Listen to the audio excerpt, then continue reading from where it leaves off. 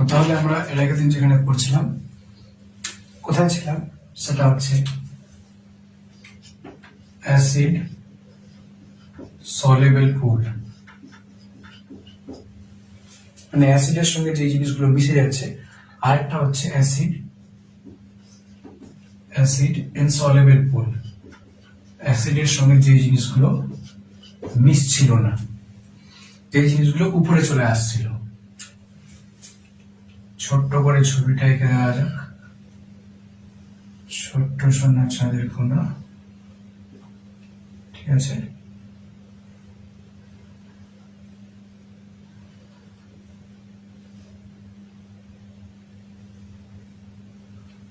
তো যেটা নিচে চলে আসলো, মানে ফিল্টার করে নিলাম, সেটা হচ্ছে আমাদের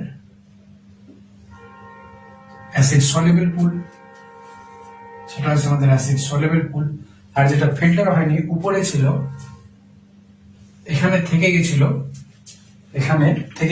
সেটা হচ্ছে আমাদের ইনসলিউবল পুল। এখানে যেটা আটকে গেছিল, একটা নিচে চলে আসলো আর একটা উপরে থেকে গেল। তো যেটা আটকে গেল সেটা হচ্ছে ইনসলিউবল পুল, আর যেটা নিচে চলে আসলো এটা হচ্ছে সলিউবল পুল। অ্যাসিডের সঙ্গে মিশে সেটা নিচে চলে আসছিল।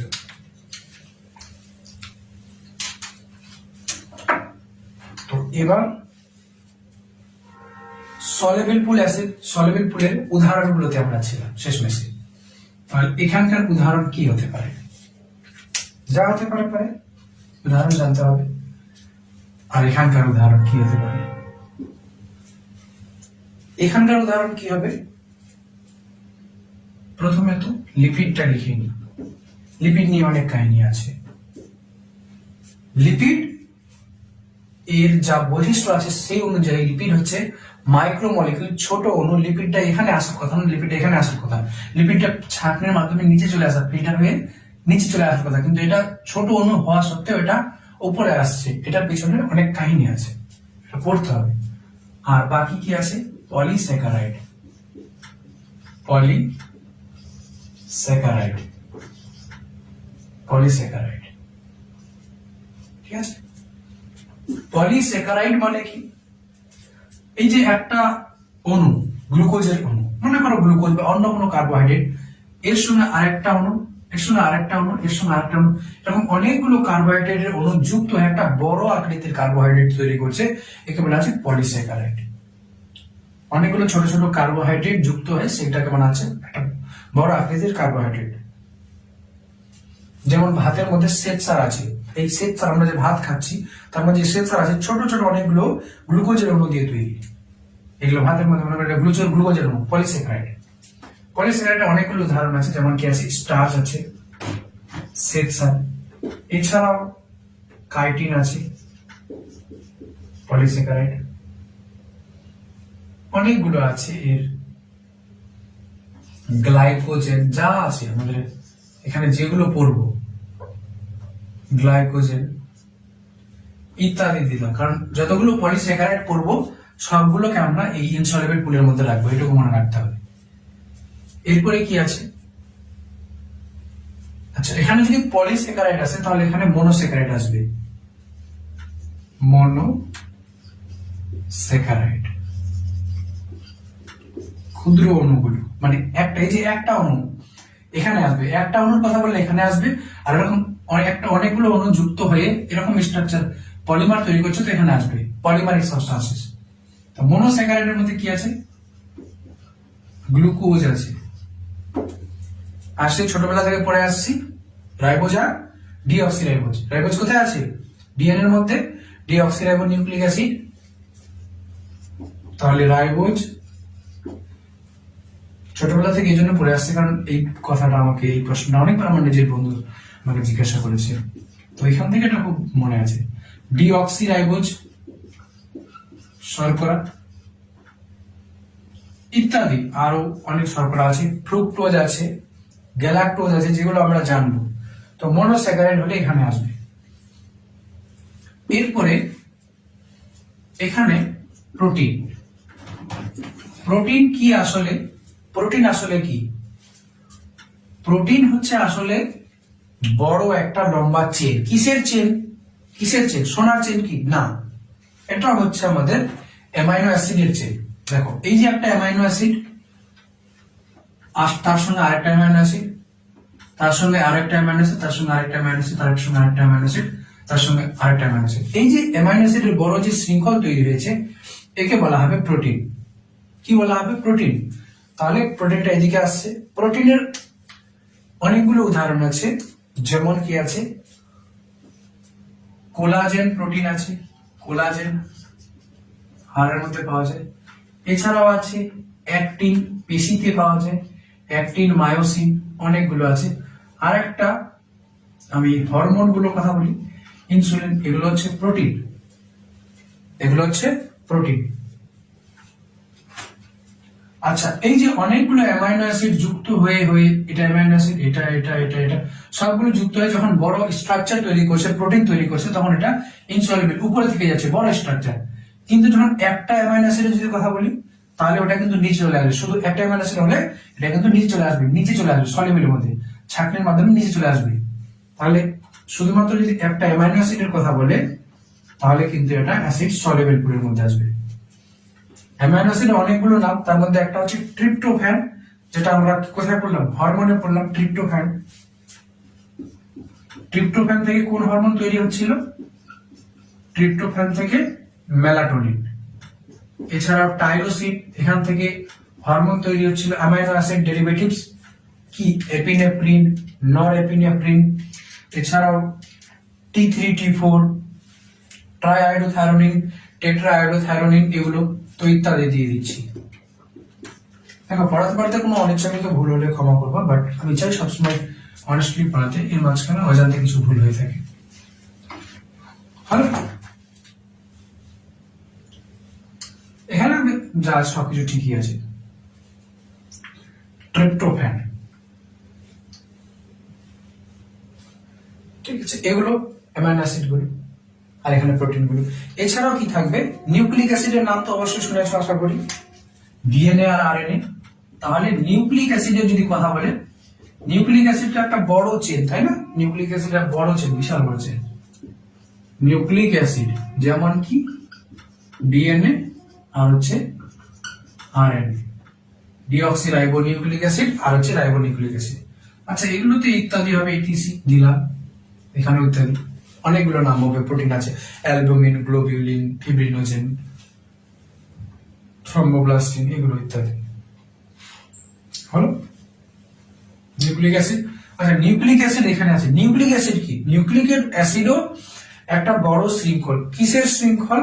সেটা হচ্ছে নিউক্লিওটাইডের শৃঙ্খল। এই যে একটা নিউক্লিওটাইড, আরেকটা নিউক্লিওটাইড, আরেকটা নিউক্লিওটাইড, আরেকটা নিউক্লিওটাইড, এরকম নিউক্লিওটাইড গুলো যুক্ত হয়ে এরকম বড় শৃঙ্খল তৈরি করছে, একে বলা হচ্ছে নিউক্লিক অ্যাসিড। তাহলে যদি একটা অণুর কথা বলা হয়, একটা অণু, তাহলে কি হবে? এটা এখানে হবে না, নিউক্লিওটাইড একটা অণু, ছোট একটা অণু। তাহলে নিউক্লিওটাইড যেটা দিয়ে নিউক্লিক অ্যাসিড তৈরি হয়, সেই নিউক্লিওটাইডের গুলো আসবে এদিকে। যেমন কি আসবে? এটিপি আসবে, ডিএটিপি আসবে, জিটিপি আসবে, তারপরে এএমপি আসবে, ইত্যাদিটা দেওয়াটা জরুরি। Adenosine triphosphate, deoxy adenosine triphosphate, guanosine triphosphate, adenosine monophosphate ইত্যাদি, এগুলো কি আসবে? তোমার অ্যাসিড সলিবল পুলের মধ্যে আসবে।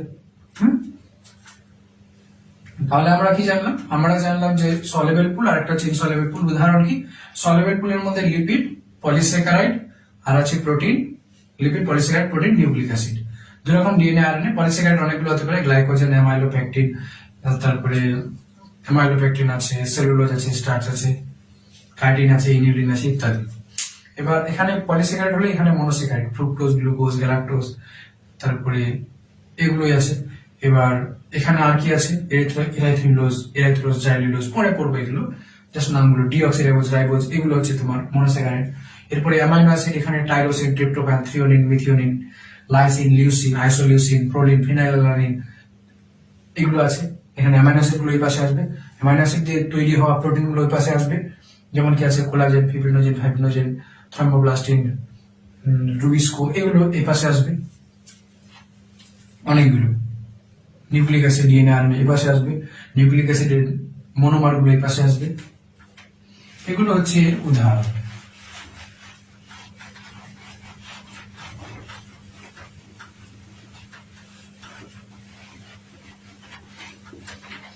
এবার আমি লিপিড সম্পর্কে বলি একটু কথা।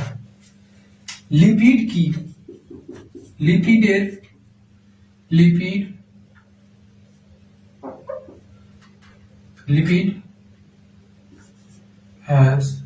কি হবে?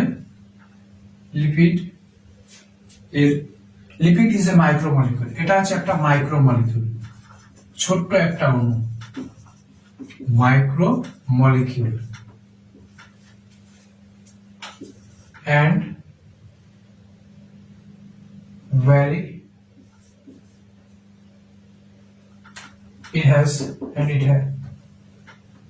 it has low molecular weight. Low molecular weight. Lipid has low molecular weight. এটার আণবিক ওজন কি আছে? কম আছে। বাট তা সত্ত্বেও এটা একটু টেরা আছে। তা সত্ত্বেও কি হবে? এটা আসবে আমাদের অ্যাসিড ইনসলিবল পুলের মধ্যে। ইনসলিবল পুল। দেখো, এটা কিন্তু মাইক্রোমলিকুল, ছোট অণু। যখন ফিল্টার করব তো ফিল্টারের ছাঁকনিটা থেকে নিচে চলে আসার কথা, কিন্তু এটা আসে না, এটা উপরে থেকে যায়। এর আণবিক ওজনও কিন্তু খুব কম, তো এটা আসে না, উপরে থেকে যায়। কেন থেকে যায় সেই কারণটা এখানে বুঝতে হবে। যে কি বলছে, যখন কি করবো আমি কোনো একটা কলা বা কোনো একটা অংশ নিয়ে, মনে কর প্রাণী কলা, উদ্ভিদ কলা, কোনো একটা অংশ নিয়ে যখন গ্রাইন্ড করবো, তাহলে গ্রাইন্ড করছি, গ্রাইন্ডিং এনি টিস্যু, কোন একটা কোষগুচ্ছকে আমি গ্রাইন্ডিং করছি, পেশাই করছি, তখন কি হবে? লিপিড অফ সেল মেমব্রেন, কোষ পর্দার যে লিপিড আছে, কোষ পর্দা কি দিয়ে তৈরি? লিপিড দিয়ে তৈরি। তো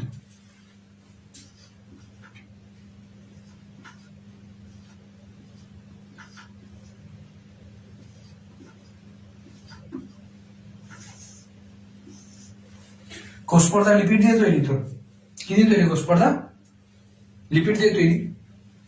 তো যখন এটাকে আমি গ্রাইন্ডিং করছি, এটাকে চূর্ণ বিচূর্ণ করার চেষ্টা করছি, তখন কি হচ্ছে? এর যে লিপিড আছে, লিপিড অফ সেল মেমব্রেন, কোষ পর্দা লিপিড গুলো কি হচ্ছে?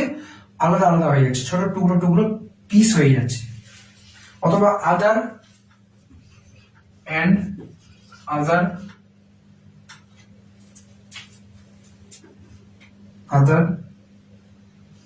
সেল অর্গানেল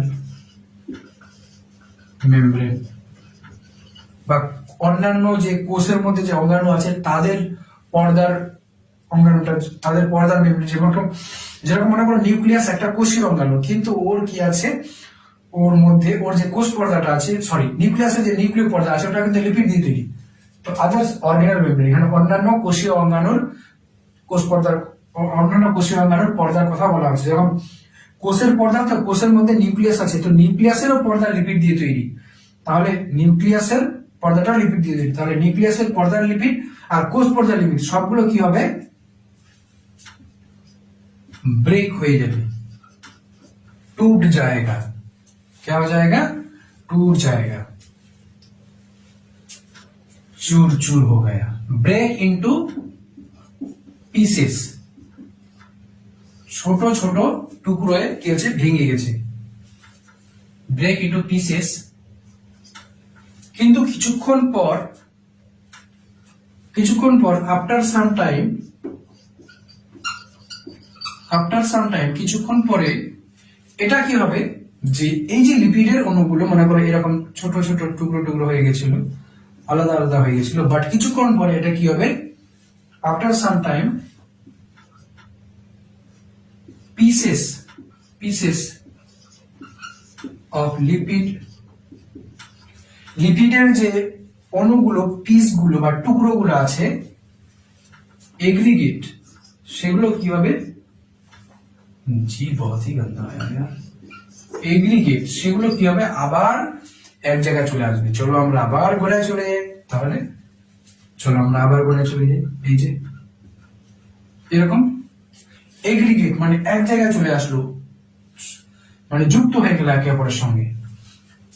এন্ড ফর্ম, এবং কি করবে, তৈরি করবে।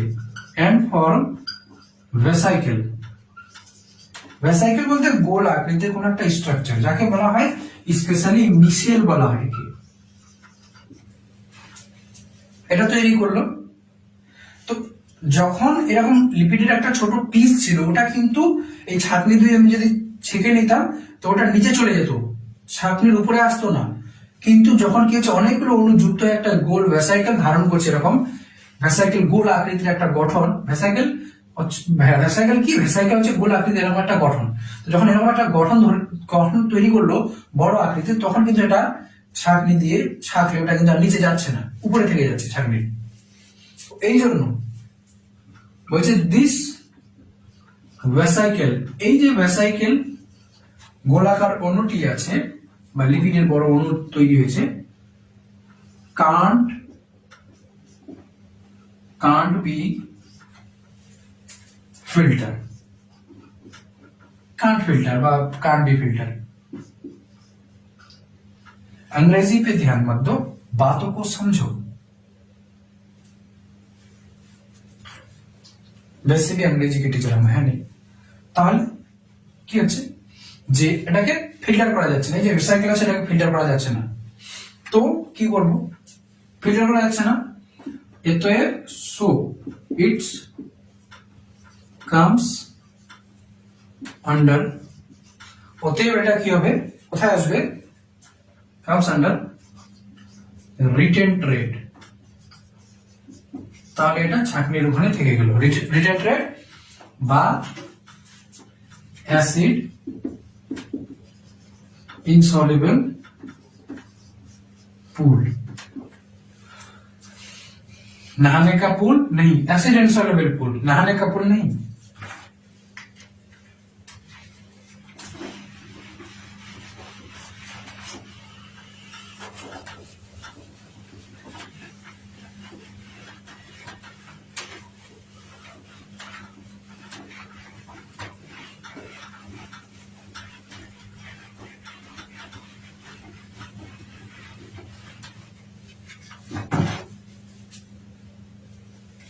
আচ্ছা, এবার আরেকটা জিনিস দেখি। এটা তো হয়ে গেল কেমিক্যাল অ্যানালাইসিস হয়ে গেল। এবার আরেক রকম অ্যানালাইসিস আছে, আরেক রকম পরীক্ষা আছে, সেটা সম্পর্কে আমাদেরকে একটু জানতে হবে। কি আছে, যে একটা পাতা আছে, ফ্রেশ লিফ, মনে করো একটা গাছের একটা ফ্রেশ আমি পাতা নিলাম। তো যখন আমি গাছ থেকে সবেমাত্র পাতাটা তুললাম, তাহলে পাতার মধ্যে কি থাকবে, জল থাকবে। কেন বলো দেখি, পাতার মধ্যে খাবার তৈরি হয়, তো মূল থেকে যেটা জল শোষণ করে ওটা পাতা এসে পৌঁছায়, মূল থেকে যে জলটা শোষণ করা হয় সেটা পাতায় এসে পৌঁছায়। তো পাতার মধ্যে জল আছে, হ্যাঁ পানি তো হ্যাঁ ভাই। তারপরে কি হবে, পাতার মধ্যে খাবার তৈরি হয়েছে, যেহেতু সূর্যের আলো আছে, আমি সবেমাত্র পাতাটাকে তুললাম, তাহলে ওর মধ্যে নিশ্চয়ই খাবার তৈরি হয়েছে। তার মানে ওর মধ্যে অর্গানিক কম্পাউন্ড আছে, জৈব বস্তু আছে।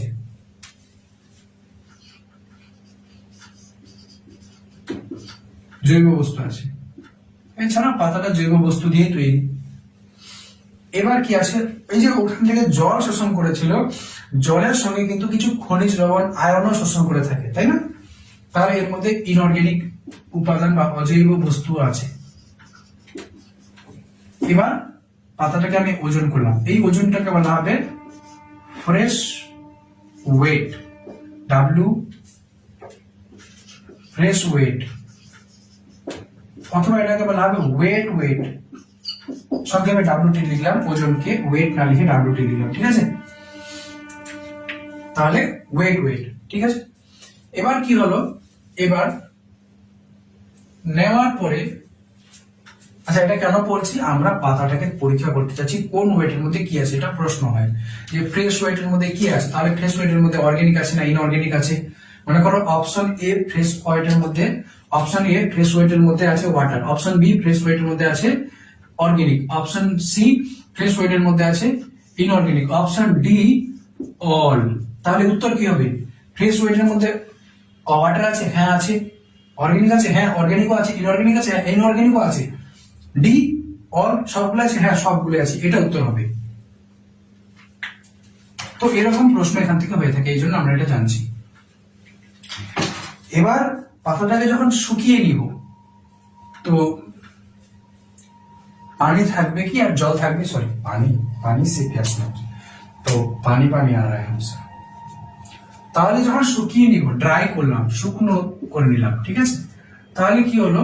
ইভ্যাপোরেশন হলো, ইভ্যাপোরেট,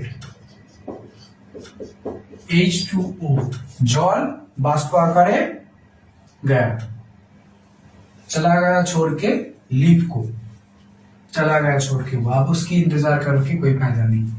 তাহলে পাতাটা কি হয়েছে? পাতা থেকে জল বেরিয়ে গেল যখন শুকিয়ে নিলাম।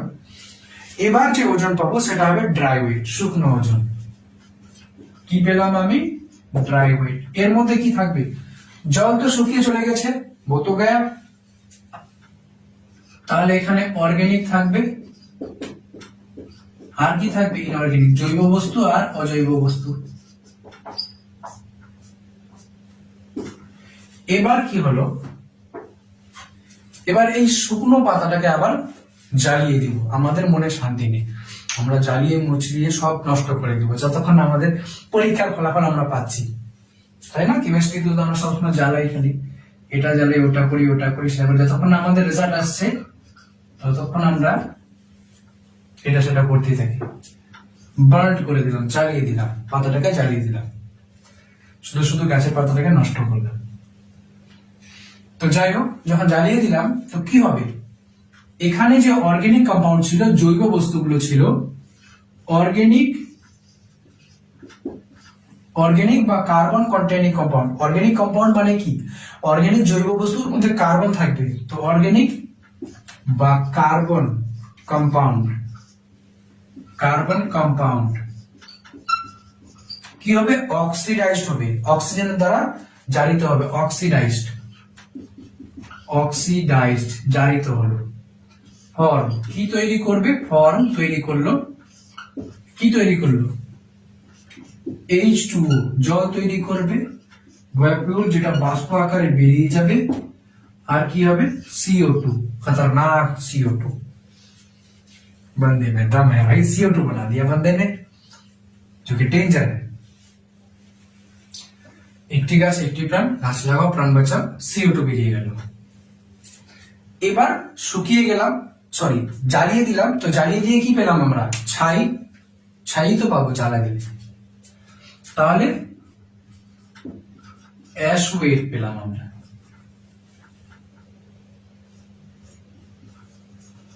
অ্যাশ ওয়েট, ছাইয়ের ওজন পেলাম। এই অ্যাশ ওয়েটের মধ্যে কি থাকতে পারে? অর্গানিক কম্পাউন্ড তো অক্সিডাইজ হয়ে গেছে, মানে অর্গানিক ও হাওয়া, তাহলে শুধুমাত্র ইনঅর্গানিক পড়ে থাকবে। অ্যাশের মধ্যে তাহলে পড়ে থাকছে আমাদের ইনঅর্গানিক, অজৈব বস্তু।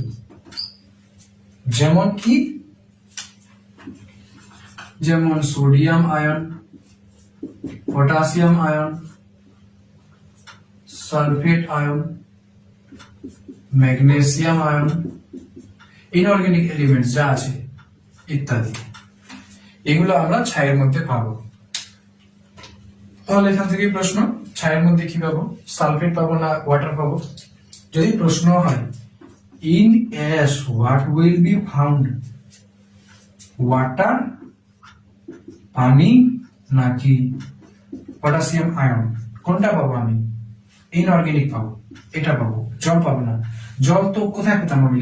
ওয়েটের মধ্যে জল পেতাম, ড্রাই ওয়েটের মধ্যে জল পাবো না। এই টাইপের প্রশ্ন এখান থেকে হবে।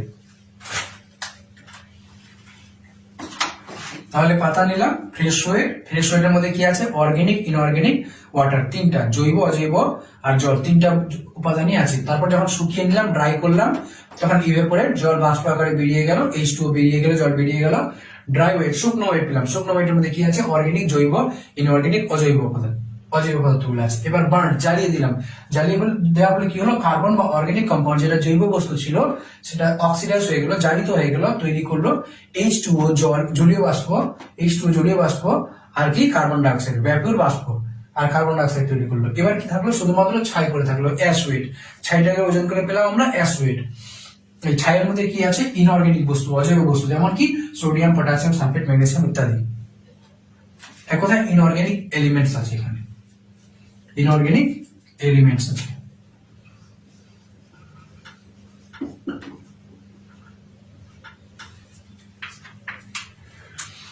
Destructive experiment.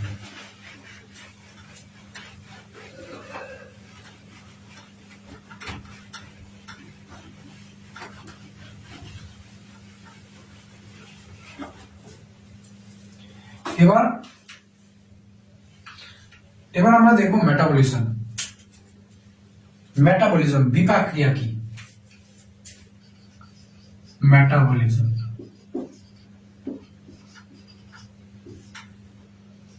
the sum of chemical reactions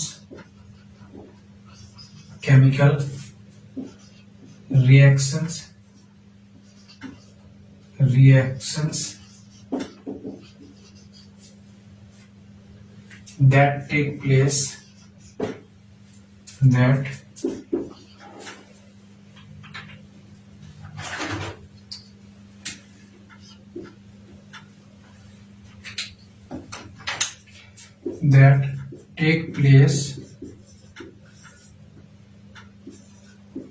within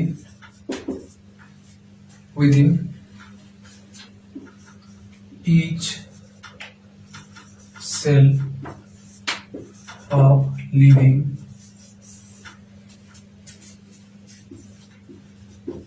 organism.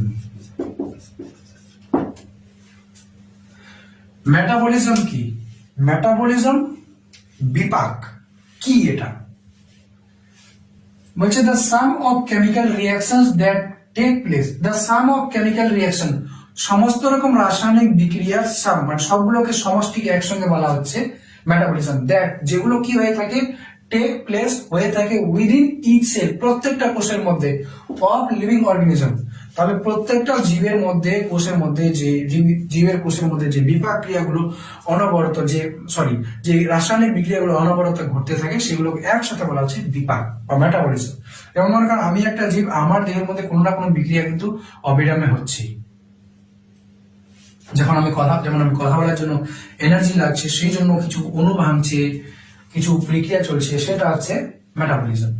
কোনো একটা ব্যাকটেরিয়া আছে, তার মধ্যেও কিন্তু কোনো না কোনো বিক্রিয়া হচ্ছে, সেটা হচ্ছে মেটাবলিজম।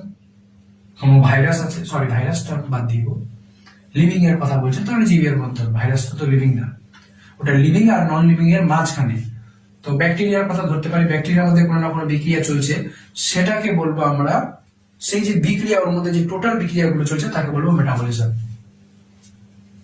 এবার মেটাবলিজম জানলাম যে দেহের মধ্যে প্রক্রিয়া ঘটতে থাকে, খাবার খেয়েছো, ভাঙছে, শক্তি তৈরি হচ্ছে, এটা হচ্ছেই, দেহের মধ্যে কিন্তু সবসময় বিক্রিয়া হতে থাকে। এবার আরেকটা জিনিস জানবো, সেটা হচ্ছে metabolites. Metabolites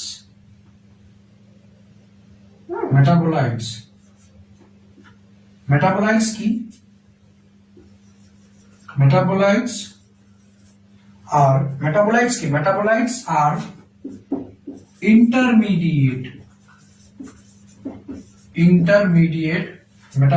are intermediate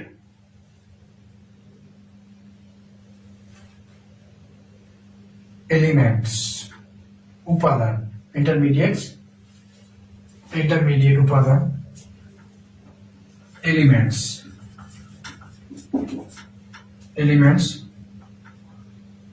which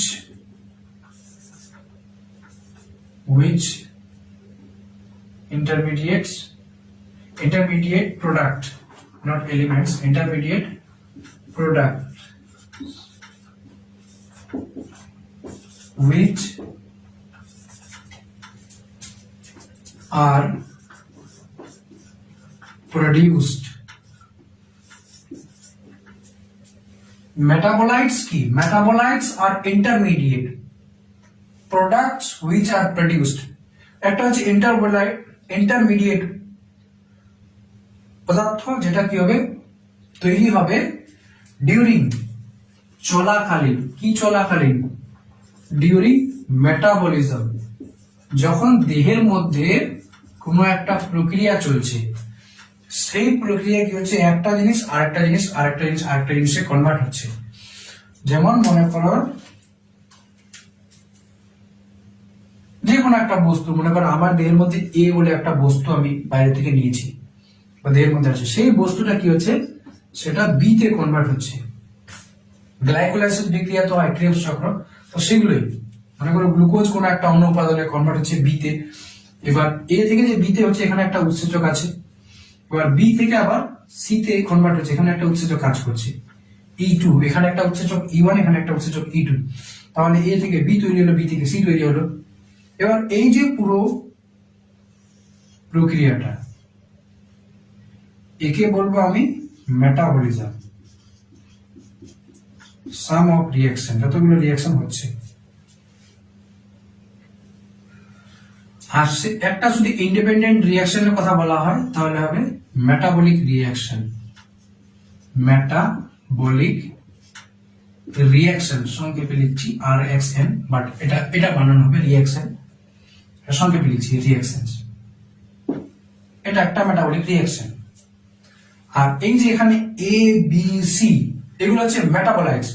যখন এই মেটাবলিজম বা বিপাক ক্রিয়া চলছে, তখন A থেকে B তৈরি হলো, B থেকে C তৈরি হলো, এই যে হচ্ছে A তৈরি হলো, B তৈরি হলো, C তৈরি হলো, এই যে উপাদানগুলো তৈরি হলো, প্রোডাক্টস গুলো তৈরি হলো, এই প্রোডাক্টস গুলো হচ্ছে আমাদের মেটাবোলাইটস। মেটাবোলাইটস তাহলে এখানে এই অনুযায়ী এক্সাম্পল কি হবে, A হবে, B হবে, C হবে ইত্যাদি। আমাদের মধ্যে মেটাবোলাইটস কি হতে পারে, গ্লুকোজ হতে পারে, অ্যাসিটাইল কোয়ে হতে পারে, পাইরুভিক অ্যাসিড হতে পারে ইত্যাদি, যেগুলো একটা ইন্টারমিডিয়েট উপাদান হলো।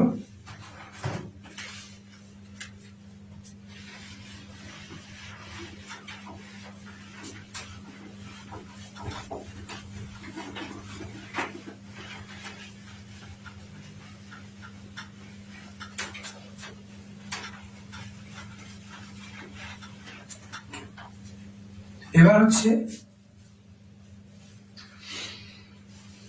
মেটাবলিক রিঅ্যাকশন দু রকম হবে, মেটাবলিক রিঅ্যাকশন গুলো দু রকম হবে। মেটাবলিক পাথওয়ে,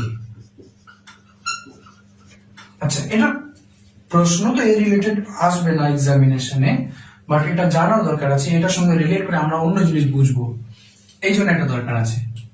মেটাবলিক পাথওয়ে কি, series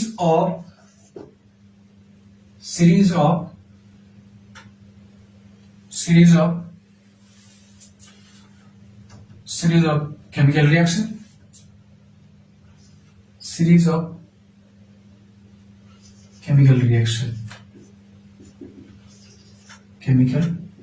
reactions called, এই যে দেহের মধ্যে প্রক্রিয়াগুলো চলছে কিনা, অনেকগুলো প্রক্রিয়া, তাকে বলা হচ্ছে মেটাবলিক পাথওয়ে। সিরিজ, অনেকগুলো প্রক্রিয়াকে একসঙ্গে মেটাবলিক পাথওয়ে বলা আছে, ঠিক আছে।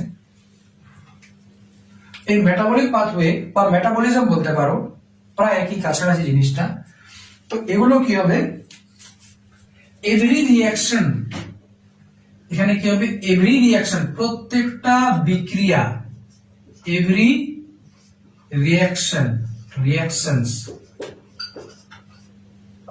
reactions are catalyzed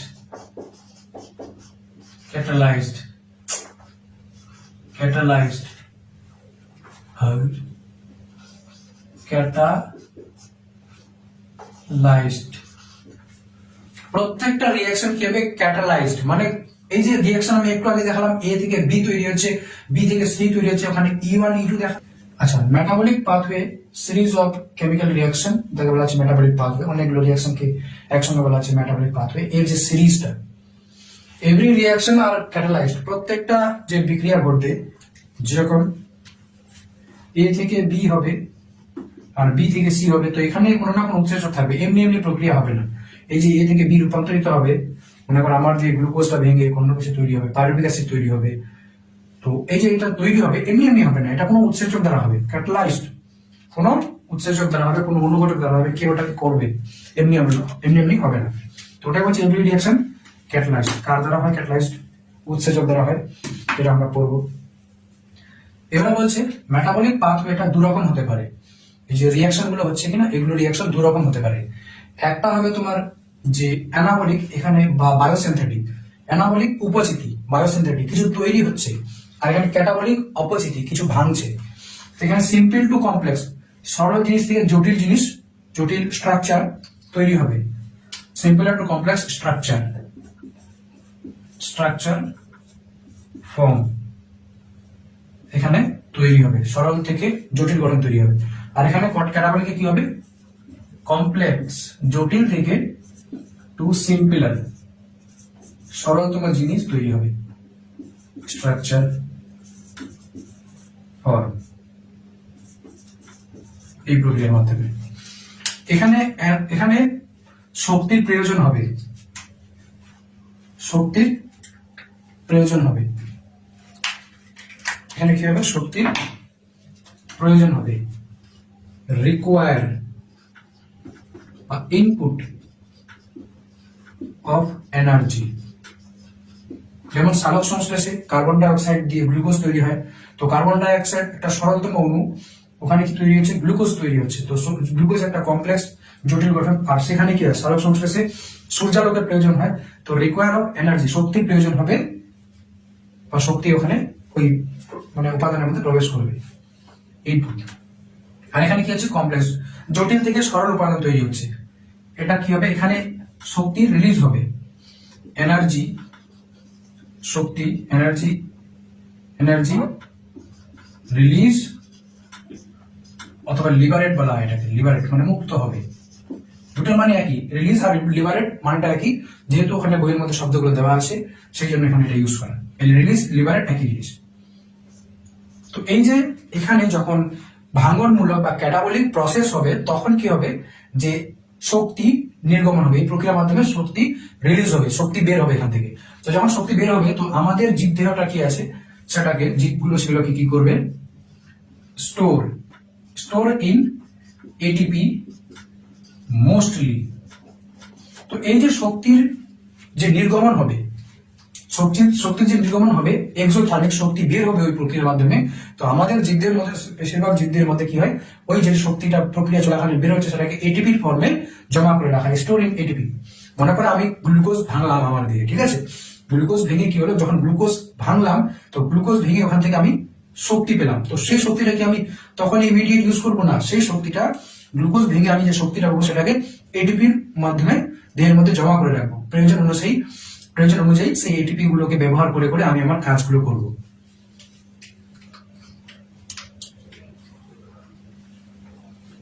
বায়োসিনথেটিক।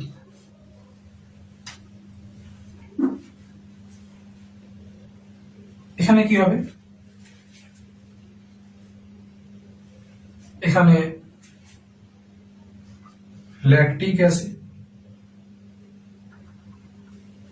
এখানে তোমার গ্লুকোজ থেকে ল্যাকটিক অ্যাসিড তৈরি হয়, ল্যাকটিক অ্যাসিড, অ্যানারোবিক গ্লাইকোলাইসিস। যখন অক্সিজেনের অনুপস্থিতিতে গ্লাইকোলাইসিস হবে, তখন কি হবে? গ্লুকোজ থেকে ল্যাকটিক অ্যাসিড তৈরি হবে। এটা এই জটিল বস্তু থেকে সরল বস্তু তৈরি হওয়ার একটা উদাহরণ। আর এখানে সরল থেকে জটিল হবে, এটা পরে দেখাচ্ছি। বায়োমলিকিউল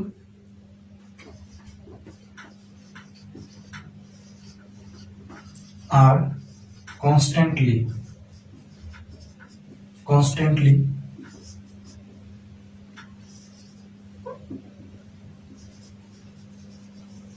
changed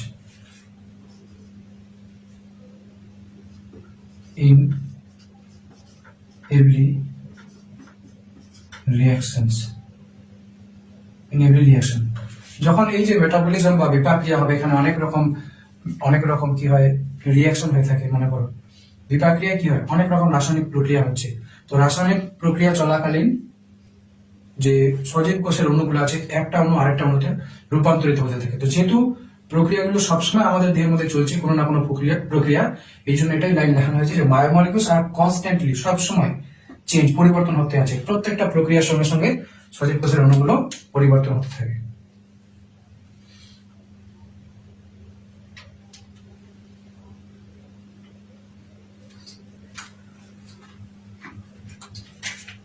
এবার এটা তো হয়ে গেল প্রাইমারি মেটাবোলাইট আর সেকেন্ডারি মেটাবোলাইট। মেটাবোলাইট মানে তো আমরা জানলাম যে প্রক্রিয়া চলাকালীন কিছু না কিছু তৈরি হচ্ছে, কোনো একটা রাসায়নিক প্রক্রিয়া চলাকালীন দেহের মধ্যে কিছু না কিছু তৈরি হচ্ছে, তাকে বলা হচ্ছে মেটাবোলাইটস। তো মেটাবোলাইটস গুলো দু রকম আছে। একটা হচ্ছে প্রাইমারি মেটাবোলাইটস আর একটা হচ্ছে সেকেন্ডারি মেটাবোলাইটস।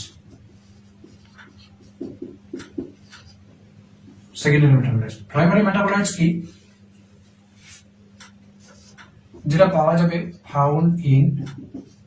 কোথায় পাওয়া যাবে, প্রাণীর মধ্যে পাওয়া যাবে, found in animal, plant, fungal and microbial cells। Primary metabolites কি, যেগুলো প্রাণী দেহে, উদ্ভিদ দেহে বা কোনো একটা ছোট ব্যাকটেরিয়ার দেহে, ক্ষুদ্র, সবার মধ্যেই যে উপাদানগুলো, যে বায়োমলিকিউলস গুলো, যে মেটাবোলাইটস গুলো পাওয়া যাবে, সেগুলোকে বলা হচ্ছে প্রাইমারি মেটাবোলাইটস। প্রাণীর মধ্যে পাওয়া যাচ্ছে, উদ্ভিদের মধ্যে পাওয়া যাচ্ছে, ফাঙ্গাল ছত্রাকের মধ্যে পাওয়া যাবে, মাইক্রোবস ছোট ছোট অণুজীবগুলোর মধ্যে পাওয়া যাবে, সেটা হচ্ছে প্রাইমারি মেটাবোলাইটস, কোষের মধ্যে পাওয়া যাবে। এবার কি হচ্ছে আইডেন্টিফিয়েবল ফাংশন, যে এই প্রাইমারি মেটাবোলাইটস ওগুলোকে বলবো যাদের কাজ সম্পর্কে আমাদের ধারণা আছে সঠিক, আমরা এর কাজ কি, এই উপাদানটার কাজ কি সেটা আমরা ঠিকঠাক জানি, সেটাকে বলবো প্রাইমারি মেটাবোলাইটস। আচ্ছা, এখানে সেকেন্ডারি মেটাবোলাইটস কি জিনিস, যে এগুলো এক ফাউন্ড ইন, পাওয়া যাবে প্লান্ট, উদ্ভিদের মধ্যে পাওয়া যাবে, ফাঙ্গাল ছত্রাকের মধ্যে পাওয়া যাবে,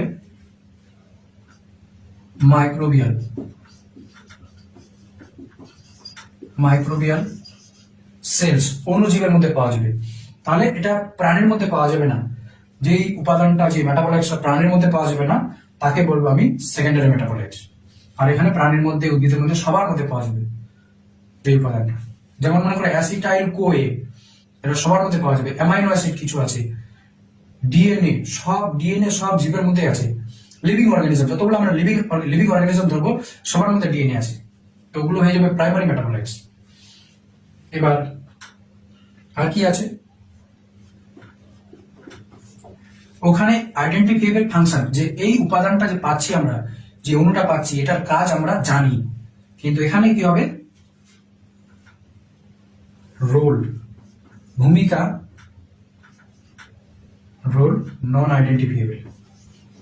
মানে উপাদানটা তো পাচ্ছি, মেটাবোলাইটস তো পাচ্ছি, কিন্তু তার কাজ কি সেটা সম্পর্কে আমাদের সঠিক স্বচ্ছ ধারণা সেটা সম্পর্কে নেই। এটা হচ্ছে সেকেন্ডারি মেটাবোলাইট। আর এখানে আমাদের সঠিক ধারণা আছে। এই মেটাবোলাইটস গুলোর কাজ থাকে রোল ইন, এই মেটাবোলাইটস গুলো কাজ করে থাকে নর্মাল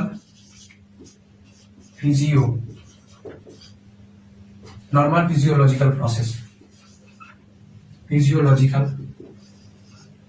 প্রসেস।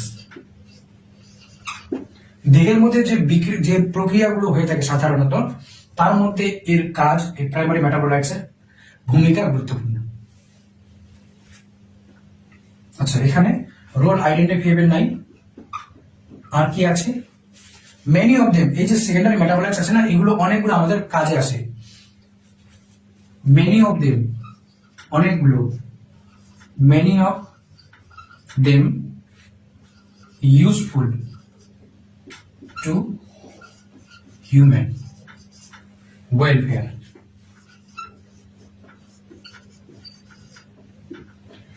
সেকেন্ডারি মেটাবলাইটসের বেশিরভাগগুলো আমাদের মানুষের কাজে আসে, উপকারে আসে। মেনি বলা আছে, যদি বলে সাম না, মেনি অনেকগুলো, বেশিরভাগই। আর কি আছে? সাম হ্যাভ ইকোলজিক্যাল বলতে বাস্তুতান্ত্রিক, পরিবেশে কিছু কিছু গুরুত্ব আছে। সাম হ্যাভ ইকোলজিক্যাল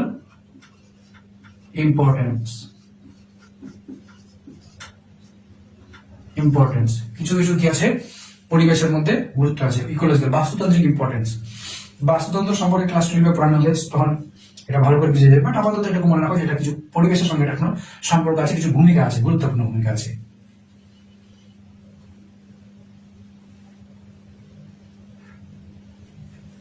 এখানকার এক্সাম্পল গুলো ওই বইয়ের যে পাতায় দেওয়া আছে, ফিগার 9.10 সম্ভবত, তো ওই পাতায় যে পাতায় ছবিগুলো আছে, স্ট্রাকচার গুলো দেওয়া আছে, যে বিভিন্ন সুগার কার্বোহাইড্রেট গুলোর ছবি দেওয়া আছে, যেমন কি রাইবোজ, এই স্ট্রাকচারটা দেওয়া আছে বইয়ের মধ্যে। এছাড়াও আছে ডিঅক্সিরাইবোজ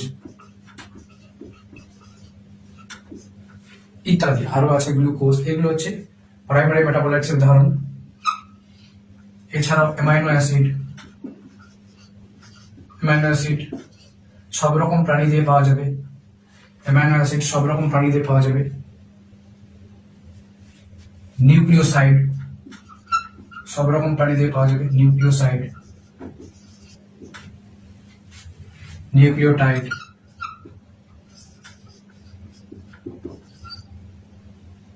ইত্যাদি।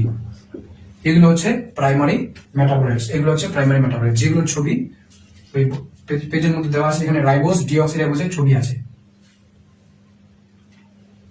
এগুলো হচ্ছে প্রাইমারি মেটাবলাইটস। এবার সেকেন্ডারি মেটাবলাইটস এর একটা টেবিল দেওয়া আছে,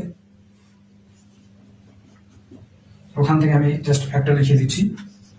টেবিলটা পুরোটাই মুখস্থ হবে, আর টেবিলটা থেকে যা কোশ্চেন এসেছে পিওয়াইকিউ হিসেবে, মানে গত বছরগুলোতে, তো বেশিরভাগ কিন্তু very very important secondary metabolites, সরাসরি একদম সেকেন্ডারি মেটাবলাইটস থেকে এসেছে। ভিনব্লাস্টিন আছে, এছাড়াও কারকিউমিন। ভিনব্লাস্টিন এটা নয়নতারা গাছের মধ্যে পাওয়া যাবে, কারকিউমিন এটা হলুদ গাছের মধ্যে পাওয়া যাবে। এছাড়াও কিছু রঞ্জক আছে, ক্যারোটিনয়েডস,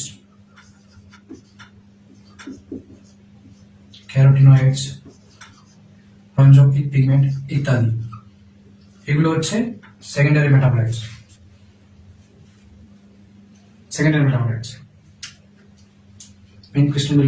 এছাড়াও অ্যালকালয়েডস আছে, কোডেইন, মরফিন, এগুলো থেকে প্রশ্ন হয়ে থাকে এখানে।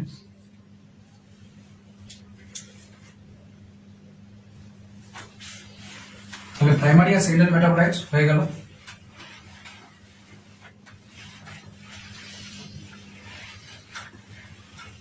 প্রাইমারি মেটাবলাইটস কিছু, প্রাইমারি মেটাবলাইটস যেগুলো প্রাণী দেহে, উদ্ভিদ দেহে সবার মধ্যে পাওয়া যাচ্ছে, ছত্রাকের দেহে পাওয়া যাচ্ছে, তারপরে ছোট অণুজীবের দেহে পাওয়া যাচ্ছে, সেগুলো হচ্ছে প্রাইমারি মেটাবলাইটস। সেকেন্ডারি মেটাবলাইটস প্রাণী দেহ বাদে ছত্রাক, উদ্ভিদ, ছোট অণুজীব সবার মধ্যে পাওয়া যাচ্ছে। প্রাইমারি মেটাবলাইটস এর কাজ আমাদের জানা আছে, ফাংশন কি আছে এটা আমার জানা আছে। সেকেন্ডারি মেটাবলাইটস এর ফাংশন কি আছে, কাজ কি আছে সেটা সম্পর্কে আমাদের সঠিক ধারণা নেই। প্রাইমারি মেটাবলাইটস কি আছে, নর্মাল ফিজিওলজিক্যাল প্রসেস, দেহের মধ্যে যে স্বাভাবিক বিক্রিয়াগুলো হয়ে থাকে সেগুলোর মধ্যে এর বিশেষ ভূমিকা আছে। সেকেন্ডারি মেটাবলাইটস এর ভূমিকা আমাদের জানাই নেই। সেকেন্ডারি মেটাবলাইটস এর গুরুত্ব কি আছে সেটা মানুষের খুব কাজে আসে, যেরকম রাবার আছে, গাম আছে, আটা আছে, এগুলো মানুষের খুব কাজে আসে, উপকারে আসে। ভিনব্লাস্টিন ক্যান্সারের চিকিৎসা ব্যবহার করা হয়। কারকিউমিনের জীবাণুনাশক ক্ষমতা আছে, তো এগুলো মানুষের উপকারে আসে, কিন্তু তাদের দেহের মধ্যে এটা কি মানে উদ্ভিদের মধ্যে পাচ্ছি, তো উদ্ভিদের মধ্যে এর কি কাজ সেটা সম্পর্কে সঠিক ধারণা নেই, বাট এমনি আমাদের মানুষের কাজে আসে। এবার এছাড়াও কি আছে, প্রাকৃতিক কিছু গুরুত্ব রয়েছে এর,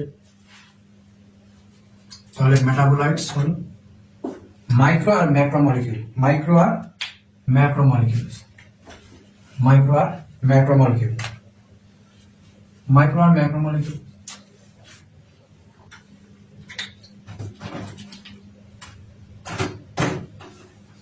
মাইক্রো, আচ্ছা প্রথমে তো বলি বায়োমলিকিউল।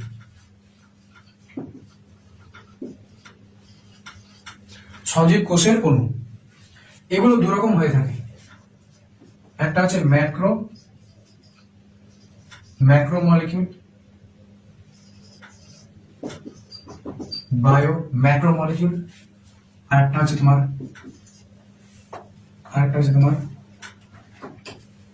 Bio micro molecule. তো বায়োমলিকিউল মানে সজীব কোষে বা জীবের মধ্যে পাওয়া যায় এমন অণু যেগুলো জীব নিজে তৈরি করছে। যেমন আমাদের দেহে পাওয়া যেতে পারে প্রোটিন, এগুলো হচ্ছে অর্গানিক।